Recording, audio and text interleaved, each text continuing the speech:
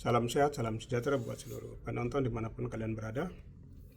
Pada video kali ini itu saya akan bicara tentang sisi lain, bagaimana ada mahasiswa Katolik Papua yang kemudian melakukan jalan salib, tapi itu dilarang oleh kekuatan negara melalui aparat negara. Jadi mahasiswa Katolik Papua yang hendak ingin menyampaikan aspirasi atau pendapat mereka terhadap Paus, karena mereka merasa bahwa Paus itu adalah Bapa Gereja Dunia, sehingga setiap masalah yang ada pada umat itu mestinya itu harus disampaikan kepada Paus, dan itu hendak ingin disampaikan oleh kaum terpelajarnya orang Papua, atau mereka itu adalah mahasiswa Katolik Papua. Dan dalam upaya untuk menyampaikan itu mereka melakukan jalan salib. Jalan salib yang pada saat yang sama juga kemudian itu dilakukan di tanah Papua. Nah, mahasiswa Katolik di Jakarta itu juga kemudian berinisiatif mengambil jalan salib, kemudian hendak ingin berjumpa dengan Paus, tapi kemudian mereka itu dilarang oleh kekuatan negara. Bahkan misalnya mahasiswa Papua ini, mereka itu pas di depan kantor kedutaan Vatikan, itu mereka langsung kemudian digiring dan dikurung di dalam taman, dan kemudian mereka ini dilarang untuk keluar dari taman tersebut.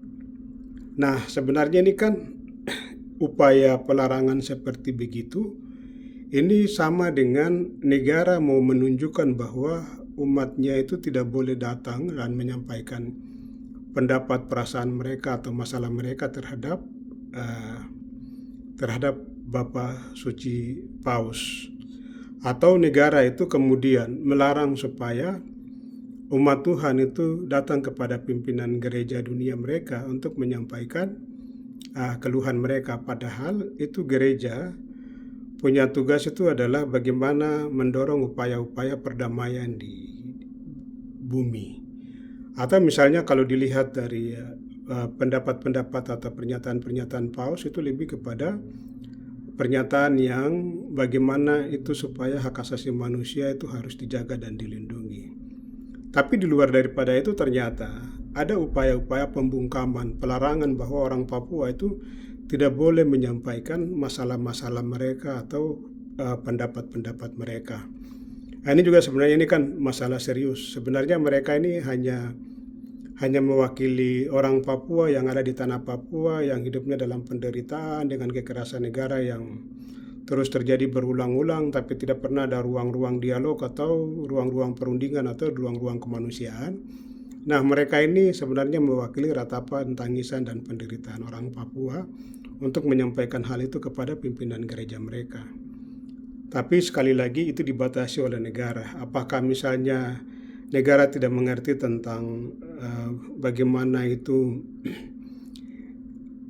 dinamika di dalam kekatolikan atau seperti apa, tapi bahwa dengan tindakan seperti begitu itu kan sama saja dengan negara juga turut melakukan penghancuran terhadap gereja, karena gereja sendiri itu dimaknai sebagai pribadi-pribadi orang. Nah, negara turut hadir dalam menghancurkan gereja. Yang kedua misalnya, mestinya itu KWI itu juga menyiapkan ruang bagi mahasiswa-mahasiswa Papua, supaya mahasiswa Papua ini juga kemudian bisa bertemu dengan Paus dan menyampaikan pikiran dan pendapat mereka. Sayang sekali misalnya KWI juga tidak menyiapkan ruang itu, atau misalnya di dalam pertemuan di Sorong itu bersama seluruh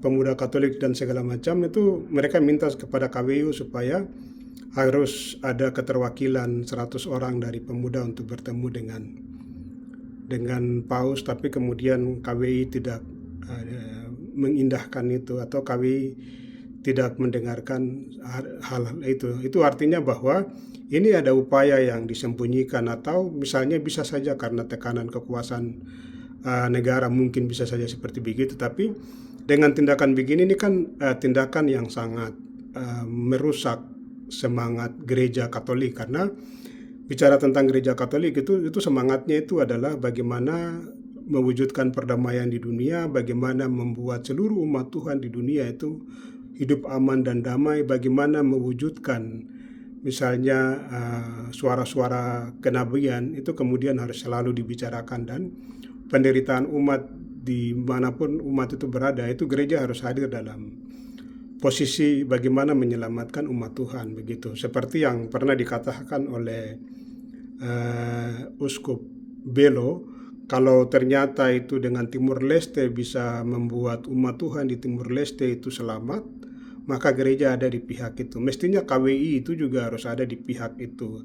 Atau para munsinyur di Jakarta itu juga harus ada di pihak itu, di pihak bagaimana menjadi fasilitator bagi pemuda-pemuda Katolik untuk bertemu dengan Paus untuk menyampaikan tentang peristiwa-peristiwa real atau masalah-masalah real yang ada, dan kemudian dengan semangat itu atau misalnya mengkritisi tentang kebijakan-kebijakan negara yang turut merusak umat Tuhan di manapun, terkhusus di Papua. Nah, bagian ini kemudian tidak terlihat, apalagi posisi Papua itu adanya kolonialisme yang sangat membuat orang Papua itu terancam dan bisa sedang menuju pada genosida, karena tanah adat juga kemudian hilang dan segala macam. Nah, teman-teman semua, nanti teman-teman juga bisa nonton video bagaimana anak-anak Papua yang melakukan jalan salib, tapi kemudian itu oleh negara melalui aparat negaranya itu kemudian mengisolir anak-anak Papua itu atau mahasiswa Papua, membatasi mahasiswa Papua, kemudian mereka itu dikurung di sebuah taman dan mereka dilarang untuk kemudian menyampaikan pikiran perasaan mereka. Nah, ini sebenarnya ini kan kalau dalam perspektif kacamata gereja, ini negara turut merusak gereja, karena gereja yang sesungguhnya itu adalah setiap pribadi-pribadi orang yang percaya bahwa gereja tubuh mereka itu adalah bait Allah atau gereja Allah. Nah, tindakan seperti begini ini turut merusak gereja. Di sisi lain, Paus itu seakan-akan diterima di tempat yang baik dan segala macam, tapi umat-umatnya itu kemudian dilarang untuk bertemu atau dihancurkan karena upaya membatasi dan upaya melarang orang untuk bersuara kebenaran itu sama dengan tindakan merusak gereja-gereja kecil, karena tubuh itu adalah gereja sesungguhnya. Demikian teman-teman semua, mari teman-teman bisa ikuti dari nanti video singkat dari mahasiswa Papua yang melakukan aksi di Jakarta. Tapi yang saya mau bilang, mari terus bersuara. Kalau gereja misalnya struktur gereja atau kelembagaan gereja itu misalnya kalau ada di kekuasaan, misalnya bergabung dengan kekuasaan, saatnya kita mengkritisi gereja, karena kelompok-kelompok orang yang berpihak kepada kekuasaan itu adalah mereka-mereka yang akan memperpanjang penderitaan umat Tuhan di mana-mana, terkhusus di tanah Papua. Mari terus bersuara. Tadi ketika kami tiba di sini, kami dibatasi habis-habisan ruang demokrasinya, teman-teman. Bahkan kami ditahan di dalam taman, tidak boleh keluar taman. Ditutup habis-habisan, teman-teman. Kita tidak boleh keluar. Padahal kita tidak melakukan aksi, orasi dan lain sebagainya. Kita hanya melakukan jalan salib sebagai bentuk sukacita menyambut kedatangan Paus. Dan juga kami di sini mewakili seluruh rakyat Papua. Kami mewakili seluruh rakyat Papua yang tidak sempat hadir di depan kedutaan besar Vatikan Jakarta. Kami mewakili seluruh rakyat Papua untuk menyampaikan bahwa Bapak Paus datang ke Indonesia. Kami berharap Bapak Paus juga bisa datang ke Papua. Kami berharap Bapak Paus bisa melihat ke Papua. Karena mayoritas umat Katolik maupun umat beragama di Papua hari ini tidak sedang baik-baik saja. Kami ingin menyampaikan itu secara damai sebagai umat Katolik, pemuda mahasiswa Katolik di Jakarta. Kami mewakili seluruh rakyat Papua yang ada di atas tanah Papua, ingin menyampaikan kepada Bapak Paus agar Bapak Paus bisa melihat ke Papua, bisa sedikit mendengar tentang Papua, bisa merasakan keluh kesah penderitaan yang dirasakan oleh rakyat Papua. Kami ingin sampaikan itu secara damai, tanpa kekerasan. Karena kami tahu Bapak Paus Fransiskus bukan hanya sebagai pimpinan tertinggi umat Katolik di dunia, tetapi Bapak Paus Fransiskus juga sebagai simbol perdamaian dan keadilan di dunia. Kami tahu itu. Makanya kami datang di sini untuk menyampaikan, mewakili seluruh keluh kesah umat beragama di Papua bahwa Bapak Paus harus mendengar, melihat, dan merasakan apa yang dirasakan oleh rakyat Papua. Bapak Paus sudah umat Katolik secara khusus itu terjadi pengungsian internal di 9 kabupaten itu hari ini terjadi.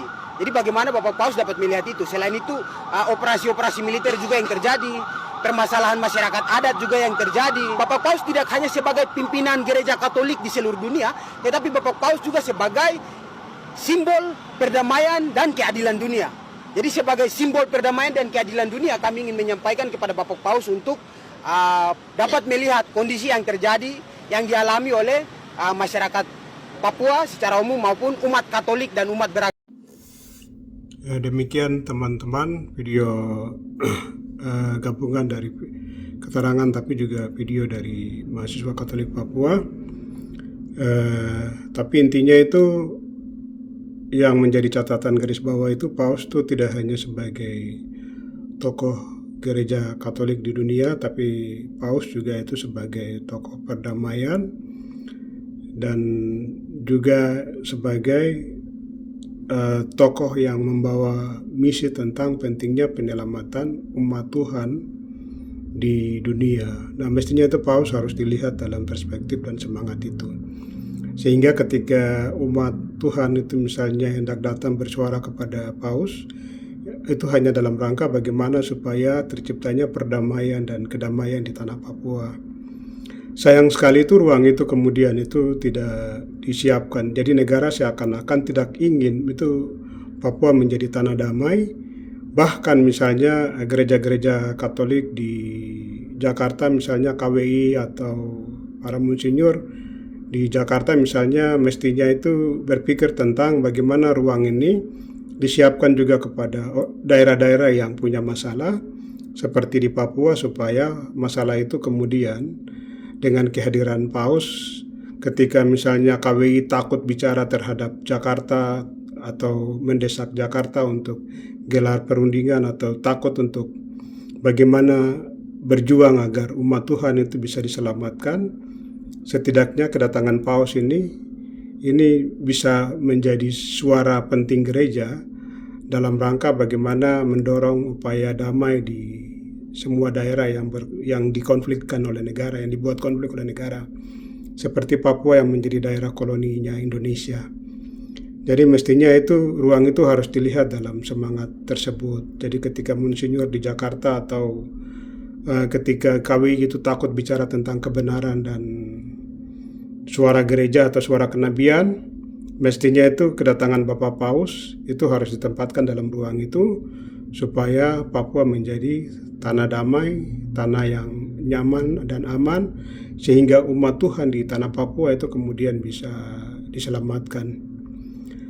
Saya pikir ini penting sekali untuk gereja harus selalu dikritisi karena kadang gereja ini juga kemudian mengalami pergeseran, dan semoga ke depan gereja-gereja lain itu juga kemudian bisa ketemu dengan Paus dan bisa menyampaikan bahwa di Papua itu sebenarnya ada masalah dan penting sekali kedatangan Paus itu bisa berpengaruh terhadap terciptanya daerah itu menjadi daerah yang aman dan damai. Demikian dari saya, kiranya Tuhan berkati. Mari selalu bersuara, semangat selalu, karena berjuang untuk kebenaran itu harus dilihat dalam semangat iman dan nilai. Tuhan memberkati.